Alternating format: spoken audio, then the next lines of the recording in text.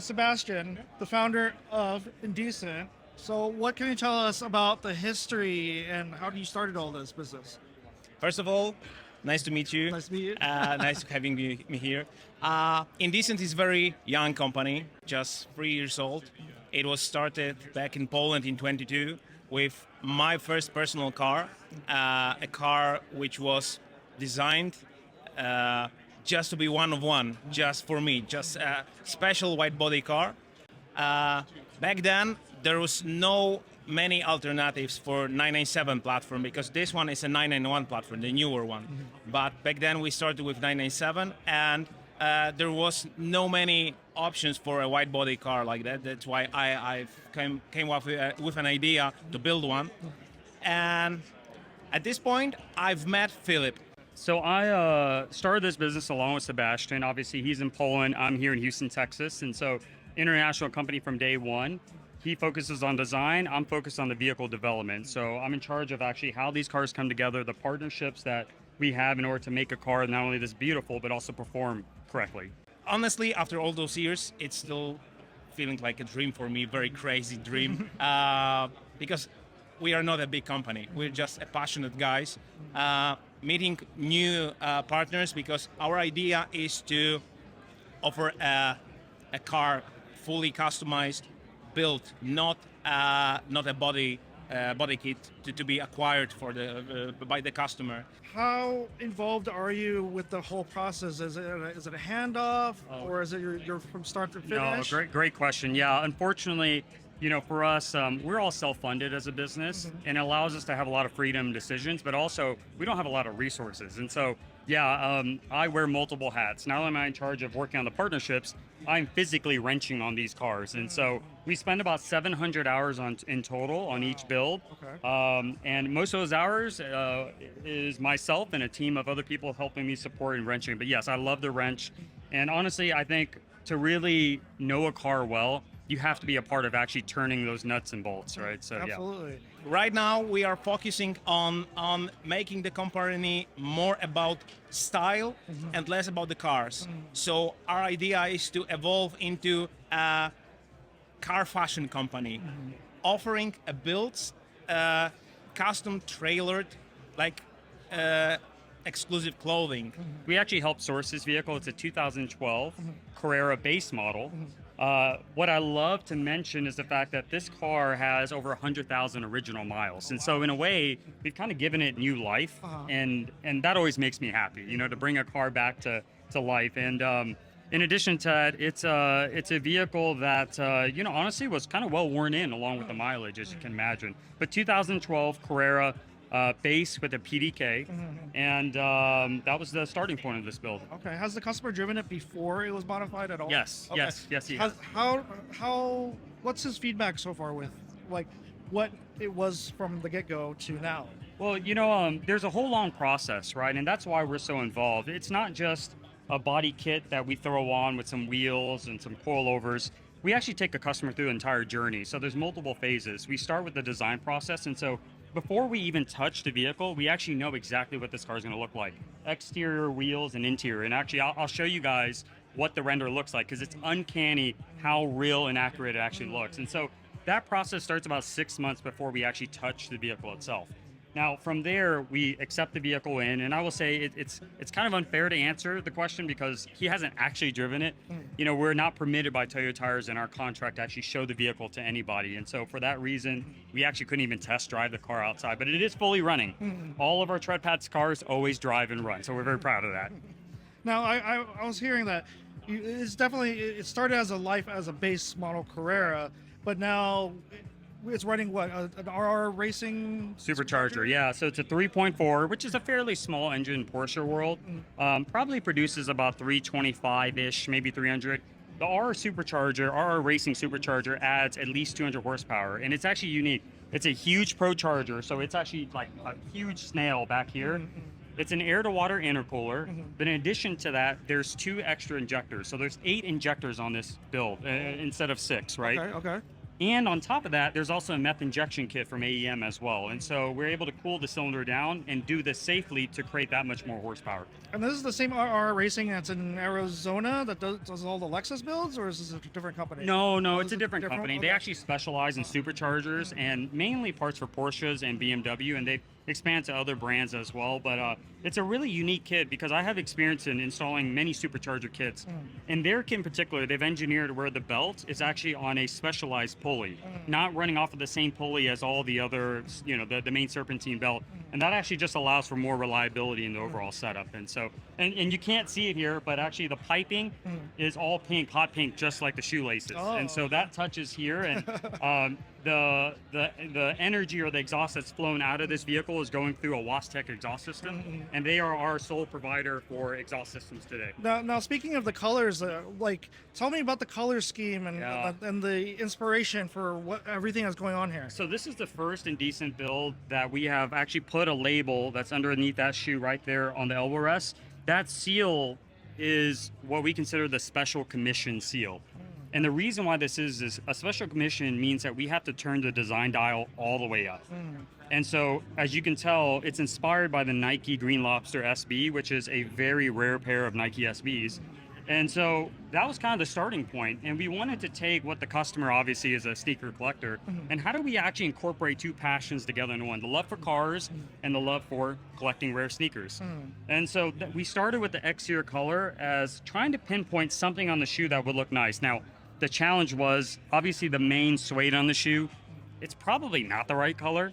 And so we actually went for the swoosh. So you see that emerald green? That's actually what this color is. So it started off as dark olive metallic, which is a Porsche original color, but it was a little bit too dark for us. So we actually lightened it up and changed some of the bits of the color. So this is a custom color called Indecent Green Lobster, of course, Makes sense. So with that color scheme there, obviously you have different pieces in the interior to match Right. as much as possible here. Yeah. So obviously that comes from the inspiration, but was that the idea from the client that Yes. they wanted? Okay. Absolutely. From day one, we knew that we wanted to incorporate that into this. Now, honestly, at the beginning, I didn't realize how much we would do it because it's like, I don't really know anyone that's ever done that, actually, taken a shoe design and a color scheme and incorporate it in a car. But we started with the body. We made some small touches, like the brake calipers are obviously the lime that's in the sole. But something that people don't know is these glow in the dark. So at night, the calipers actually, and it's not because of the color, we actually use a special clear that when you mix this into the clear, it absorbs UV light. And so the brake calipers and the tow hook in the front actually glow in the dark at night. So a fun little touch, but that was kind of a way to throw a little bit of that color.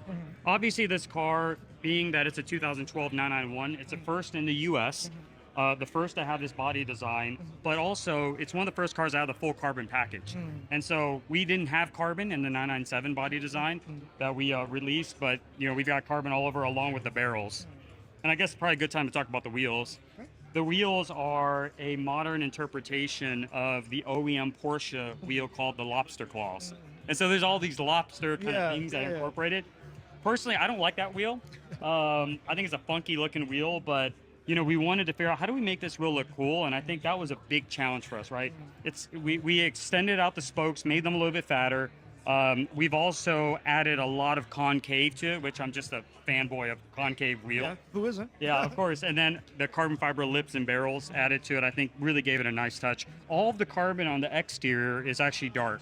So we've darkened this carbon, including the tip in the rear, which is actually like a black chrome. It's actually nickel plated.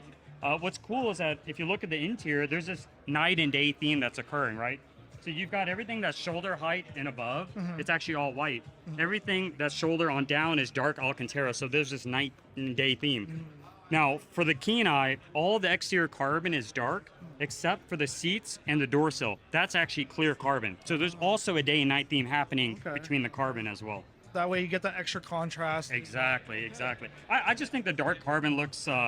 it's so sexy to me, it's just, it looks so high end, Absolutely. And so we were excited to kind of give it this type of look because, this car's dark. It has almost like a sinister look in a sense, we wanted to exemplify that as well. Now, I think we were talking earlier about the material you guys are using. You said this one's a full carbon, but you've also had fiberglass kits in the past, but you Absolutely. guys moving forward with So to be very clear, actually, this body kit is in fiberglass. It's a specialized factory that we use out of Poland. For those that know, Poland is very famous for making fiberglass boats, Okay. and so they're very good at using fiberglass. Now, however, this is the very last Indecent car we're building with a fiberglass rear quarter. We're actually moving to carbon fiber. Now, we've made that decision choice not because carbon fiber is cool, it's lightweight. These are street cars. Like, we don't really care about weight, right? But there's actually a panel this large because it's an entire overlay. It allows us to have more stability in the product. And so we're moving certain parts to carbon. And our goal is always to keep cost not cheap, but reasonable. And so we're just very selective about where do we use more exotic materials. now with the cost of the material itself, but what about the shipping cost? Or does it make a Yeah, difference with the weight at all? Or is it just the bulk? You know, weight not so much because it comes in a big box, and so the size of the box, the weight of the material is actually not even enough, and so they just charge it by volumetric weight. So no, not so much really. We just wanted to have, again, such a huge panel because we're talking, the panel is all of this, and obviously, you know, it looks like a factory, you know, like finish. It's Yeah. because this corner here we spend about 50 hours working on just to get this to look as smooth as it does, you know. Now, is it a full replacement? You're cutting out all the metal completely and then replace it? Actually, no. Or So is it on top? we cut the factory metal and we have our own plug that seals it. And then we actually take this panel and we put the panel on top and actually use McLaren's OEM process to actually attach and adhere an adhesive this panel over to the body, which also means that normally if you have a fiberglass panel, it actually will stick out about 3-4 millimeters. Yep. But we take the doors, the glass, everything gets removed in order for us to realign this car. So we spend, I would say, probably 30-40 hours aligning the parts. This door has come off probably 16 times for us to get it to this level of work. I know that feeling in my car. Yeah, I've had to do it exactly. plenty of times. Yeah, And then- exactly. And then you said this is one panel here. Yes, yes. So then you have A to. secondary panel, and then the carbon fiber lip can be removed and replaced. The front is actually an entire overlay, so you do have the factory fender underneath, because in the Porsche world, what's important to understand is the fender holds the headlight, the whole headlight assembly, right? So sense. you have to keep a lot of that structure. But what's beautiful about the 911, because I used to build Nissans and stuff, that chassis is not stiff enough. This is a very stiff chassis, right? So you can actually make those cuts, but still retain the rigidity of the overall chassis. And yeah, it's a thing I never really thought about until we started to get deeper into this. Now you say you come from the Nissan world. What Yep. Nissans are you talking about here? S chassis. S I'm a big S chassis. Yeah. How many S chassis have you gone through? Oh God, probably 10. 10. And I have my dream one right now that I've been working on. It's Okay. a S15 Okay. with Spec the R, neat. Spec S. It's actually a Spec S Okay. because I put a CDO9 transmission in it, Okay, full aftermarket wiring, but it also has a real Nismo RB26 in it, an S1 engine. I think okay. it might be the only one in the world, but I'm. This kind of might sound silly. I'm trying to build that car as if Singer built an S chassis. What would that actually be like? And so, but I will say something funny. I have a Vertex wide body that Okay. I'm a fanboy Vertex, all JDM parts, Brit seats. Yeah. The wide body came in after a year. I put it on, mocked it. I'm like, oh my God, this is so sweet. And then we built this and put it side by side. I was like, that car is so narrow. It's like the skinniest car I've ever seen compared to this thing. So yeah, it's just a little side story. But I love JDM touches. The 2022 SEMA car that we built, 997, it was a ruby stone pink. That actually had 3-spoke wheels because I'm a fan of the Super Advance. Yeah. And so we put a lot of JDM touches and influences in it. Now we do have a couple S chassis guys back at home. Your guys' home base, not my home base. I'm in California. They're in Canada. We have Adam. He has a S13, right? But Oh, love that. He did a 15 ECU or what? Harjan, what did he do? What?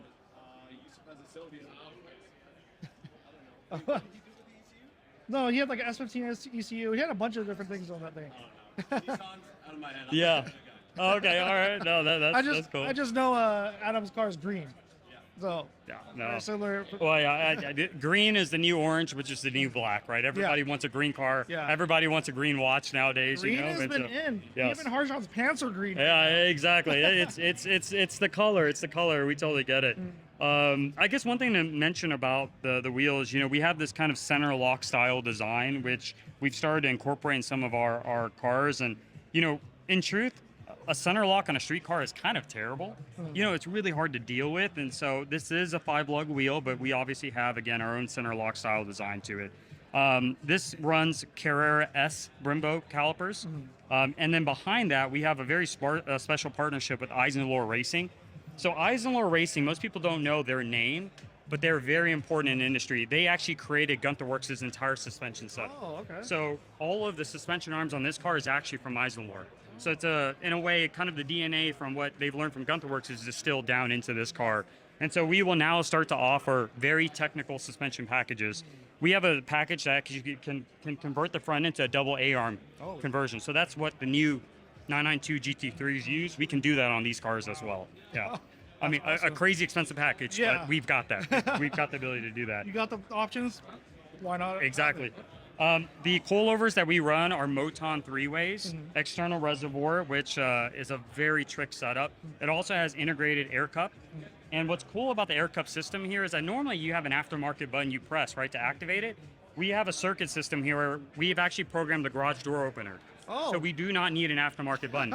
You hit the garage door opener, it actually will communicate with the air cup system and activate it to raise the car. That's awesome. Yeah. And actually, why don't I show you the front a little bit, because you'll get to see some of the stuff that's here.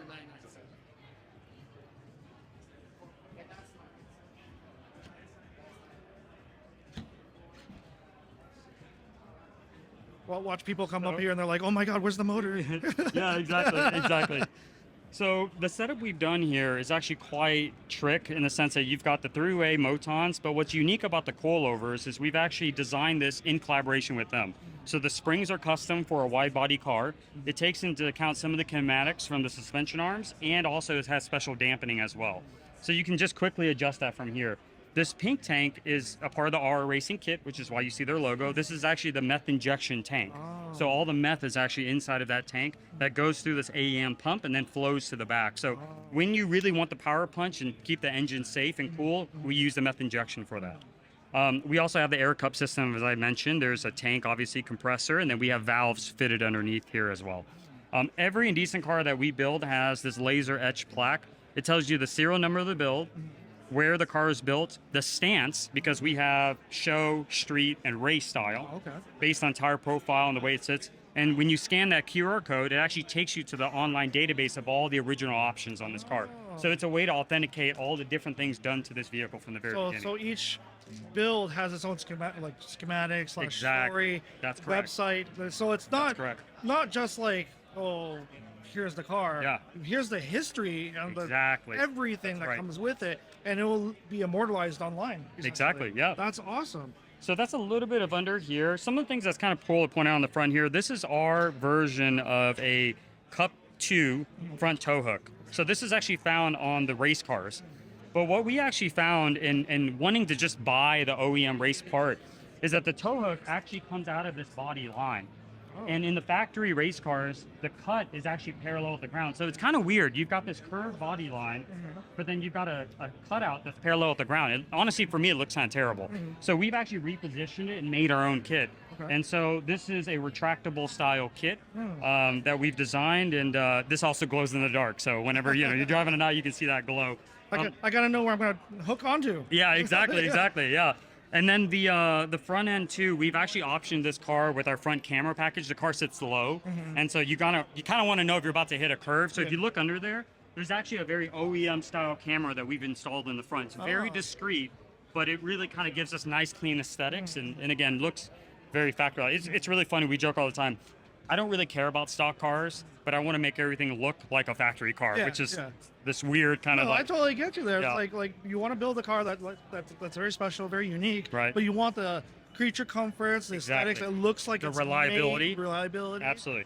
Yeah, there is probably about 40 hours worth of wiring work on this car because we wanted all the wires to be sleeved, everything to look really beautiful. So yeah, let me take you guys up here. Obviously, we have our LED headlights as well. When you power this on, actually, I'll power it on right now so you can see the way this works.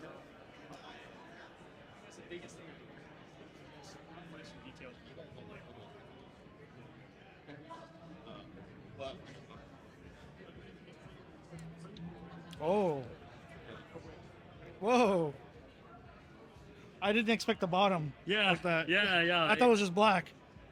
No, it's we're really happy with the way this tail light came out. I mean, we have some iterations. We're going to be in the future incorporating the Indecent logo illuminated on the inside as well, but this is kind of our first step into that direction, and makes it look more like the newer 911 in a sense. So why don't we then go to the side mirror here, because this is actually a very interesting upgrade here. It's the first time we've gone with an RSR style side mirror. Knew this as we were designing. There's actually over 25 Indecent logos on this car. So you see the logo here, and you also see the logo in the vent pod as well. So in the grille, we had designed the logo to be within that as well.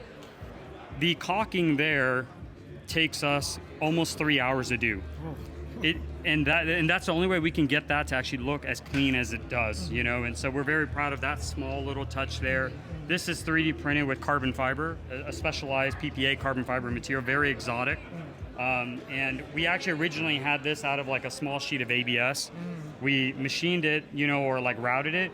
But there's a slight curve if you look it down the angle of this from over here. There's just the slightest curve. And so for us to get this to actually fit and follow that contour, we have to actually redesign this completely. It's all the little things. Yeah, very tiny things that we care about. I mean, the grille is probably my favorite carbon part on this car. I mean, it is so intricate. It's a one-piece part. And you know, what's cool is that this pod and this vent here actually is fully functional. So it does send cold air to the engine. That's awesome. Of course, the tail lights are sequencing tail lights. And so actually, I'll cut it off.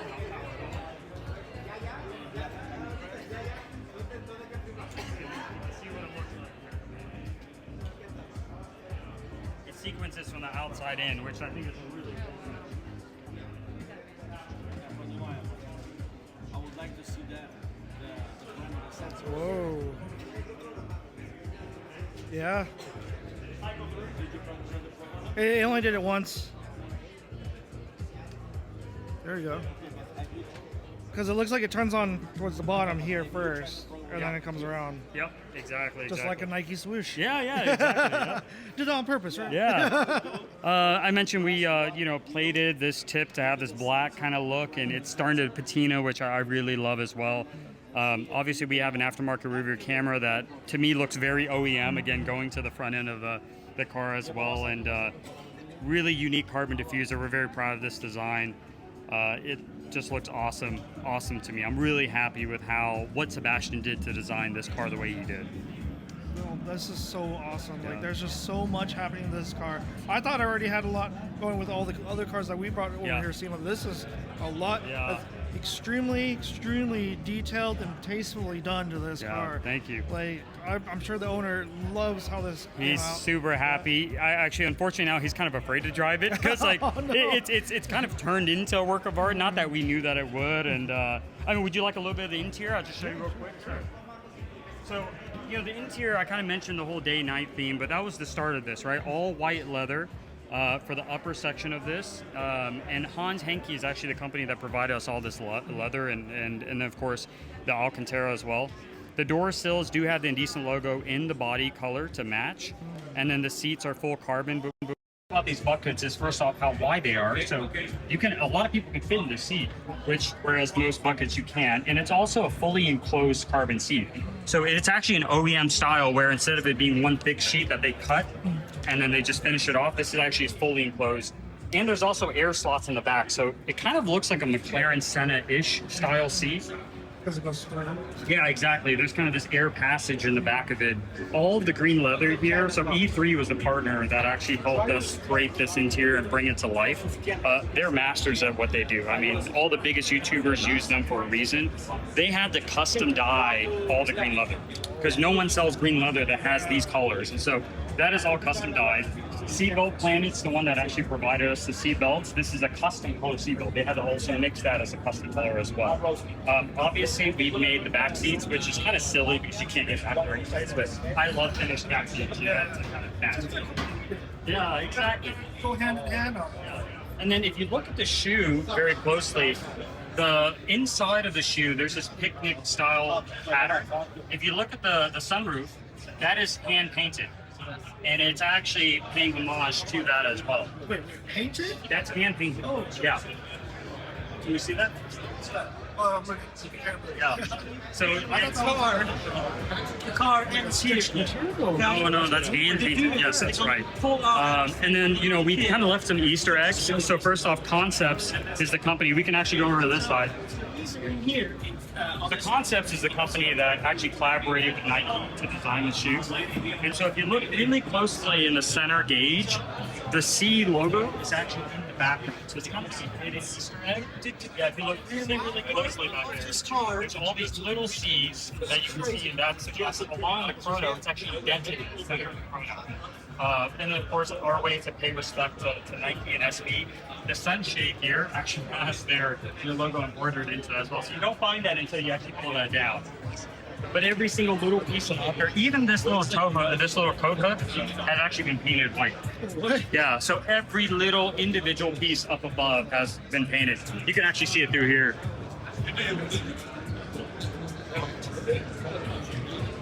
The car looks great. Thank you. What series tires? Toyo, obviously a big partner of ours. We always use Toyo tires. This is the Proxy Sport. We run 325 in the rear and 265 to the front. I've been egging them on to make a wider tire because we actually want to go wider. This is about 13 and a half, 14 inches, I can't remember. Yeah, we want to go. We can go a lot wider. We can go up to 15-inch wheel back here. So that's really where I would like to be. We would need a 355 tire to really run that, to not have too small a tire profile. But yeah, that's yeah, that's what we're looking for. So tell you, you're listening. Make some 355s. All in all, with something like this, what can we talk about the price point? Yeah, so absolutely. I mean, all of our cars are technically one-of-ones. It's not really like a set price point, but I will say this, if a Singer vehicle, well, we're no Singer or Gunther Works, but if a Gunther Works is about $1 million, we are less than a quarter of that price. Yeah, and the beautiful thing is we've made very conscious decisions. Like, this car is not old enough to need a full restoration. We don't have to tear down some metal, right? You rebuild it. Because of that, you save $100,000. So, yeah, I would say, look, an average, a decent build will be well under $200,000. Growing this? Absolutely. To this day, we just flew into to Vegas yesterday, and I was so eager to see the car in person because I was involved in the whole process, but it's the first time, like 12 minutes ago, I've seen it first time live. So it's absolutely mind-blowing, and I'm so proud of it. And the whole team with Philip up ahead, because they are behind me saying, man, let's do something incredibly special together. Enjoy the rest of your show. Thank you. Thank you.